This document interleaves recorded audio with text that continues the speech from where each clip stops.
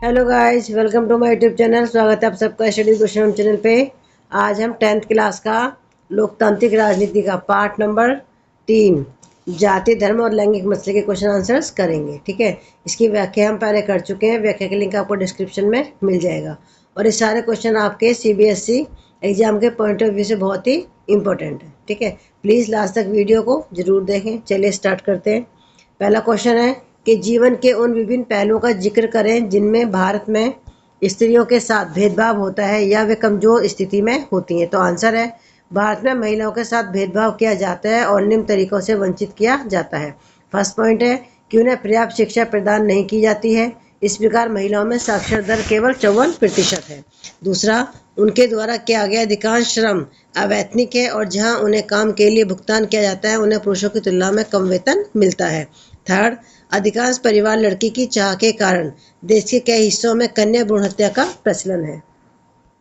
अगला क्वेश्चन है कि विभिन्न तरह की सांप्रदायिक राजनीति का ब्यौरा दें और सबके साथ साथ एक एक उदाहरण भी दें। तो आंसर है सांप्रदायिक राजनीति के विभिन्न रूप। पहला है कि रोजमर्रा की मान्यताओं में सांप्रदायिक श्रेष्ठता की अभिव्यक्ति, मिलिटेंट धार्मिक समूह इसका एक अच्छा उदाहरण है। सेकंड, एक प्रमुख प्रभुत्व या अलग राज्य बनाने की इच्छा, जम्मू और कश्मीर और मध्य भारत में अलगाववादी नेता और राजनीतिक दल इसका एक उदाहरण है। थर्ड, मतदाताओं को अपील करने के लिए राजनीति में धार्मिक प्रतीकों और नेताओं का उपयोग। क्वेश्चन नंबर 3, बताइए कि भारत में किस तरह अभी भी जातिगत असमानताएं जारी हैं। आंसर है भारत में अभी भी जातिगत असमानताएं जारी हैं। आज भी अधिकांश लोग अपनी जाति या जनजाति के भीतर विवाह करते हैं। संवैधानिक निषेध के बावजूद अस्पृश्यता पूरी तरह से समाप्त नहीं हुई है। निम्न जातियों के लिए शिक्षा आसानी से उपलब्ध नहीं है। आर्थिक स्थिति जातीय व्यवस्था से गंभीर रूप से जुड़ी हुई है। स्वतंत्रता पूर्व की तरह आधुनिक भारत में गरीब ज़्यादातर निम्न जातियां हैं जबकि अमीर उच्च जाति हैं, जिससे पता चलता है कि भारत में अभी भी जातिगत असमानताएं जारी हैं। अगला क्वेश्चन नंबर 4, 2 कारण बताएं कि क्यों सिर्फ जाति के आधार पर भारत में चुनावी नतीजे तय नहीं हो सकते। तो आंसर है सिर्फ जाति के आधार पर भारत में चुनाव परिणाम का निर्धारण नहीं किया जा सकता, क्योंकि पहला है कि किसी भी संसदीय क्षेत्र में एक ही जाति का स्पष्ट बहुमत नहीं है। सेकंड, कोई भी पार्टी किसी विशेष जाति के सभी वोट नहीं जीतती है। क्वेश्चन नंबर 5, भारत की विधायिकाओं में महिलाओं के प्रतिनिधित्व की स्थिति क्या है। आंसर है जब विधायी निकायों में महिलाओं के प्रतिनिधित्व की बात आती है तो भारत दुनिया के सबसे निचले देशों में से एक है। महिलाओं का प्रतिनिधित्व हमेशा लोकसभा में 10% से कम और राज्य विधानसभा में 5% रहा है। दूसरे स्थानीय सरकारी निकायों के मामले में स्थिति अलग है, क्योंकि स्थानीय सरकारी निकायों, पंचायतों, नगर पालिकाओं में 1/3 सीटें महिलाओं के लिए आरक्षित हैं। ग्रामीण और शहरी स्थानीय निकायों में 10 लाख से अधिक निर्वाचित महिला प्रतिनिधि हैं। क्वेश्चन नंबर 6, किन्हीं 2 प्रावधानों का जिक्र करें जो भारत को धर्मनिरपेक्ष देश बनाते हैं। आंसर है भारत को धर्मनिरपेक्ष राज्य बनाने वाले 2 संवैधानिक प्रावधान हैं। पहला है कि संविधान सभी व्यक्तियों और समुदायों को किसी भी धर्म को मानने, अभ्यास करने और प्रचार की स्वतंत्रता प्रदान करता है, न कि किसी का पालन करने के लिए। सेकंड, संविधान धर्म के आधार पर भेदभाव पर रोक लगाता है। अगला क्वेश्चन है, जब हम लैंगिक विभाजन की बात करते हैं तो हमारा अभिप्राय होता है क स्त्री और पुरुष के बीच जैविक अंतर, ख समाज द्वारा स्त्री और पुरुष को दी गई असमान भूमिकाएं, ग बालक और बालिकाओं की संख्या का अनुपात, घ लोकतांत्रिक व्यवस्थाओं में महिलाओं को मतदान का अधिकार न मिलना। तो आंसर है कि समाज द्वारा स्त्री और पुरुष को दी गई असमान भूमिकाएं।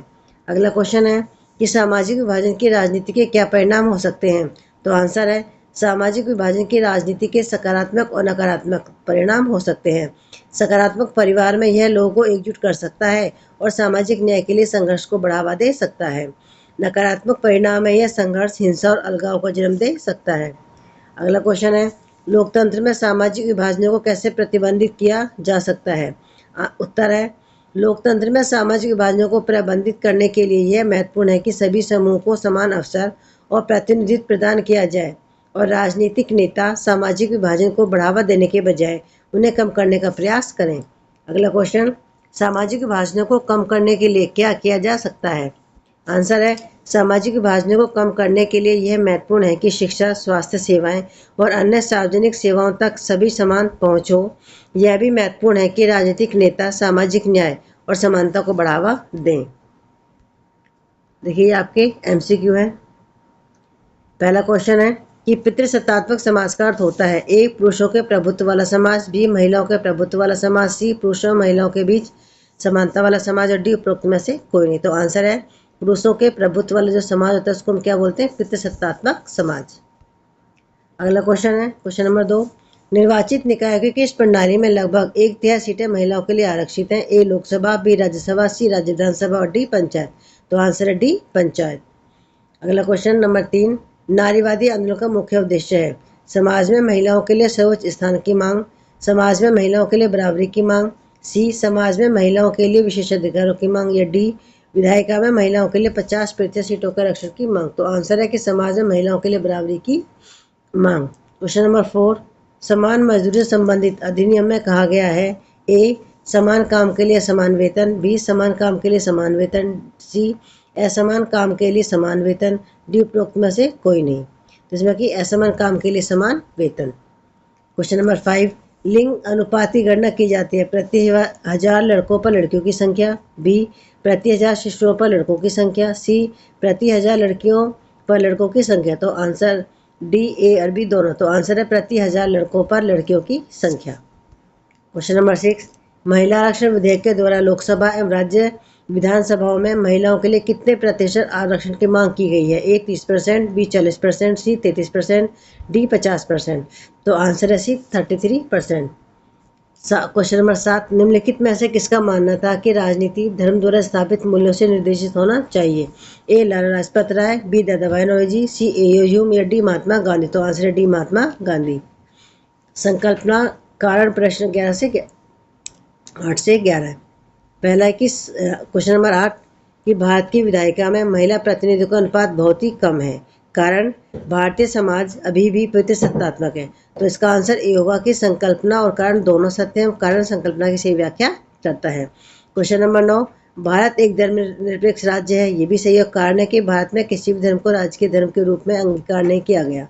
तो इसका ऑप्शन ए कि संकल्पना और कारण दोनों सत्य हैं और कारण संकल्पना की सही व्याख्या करता है।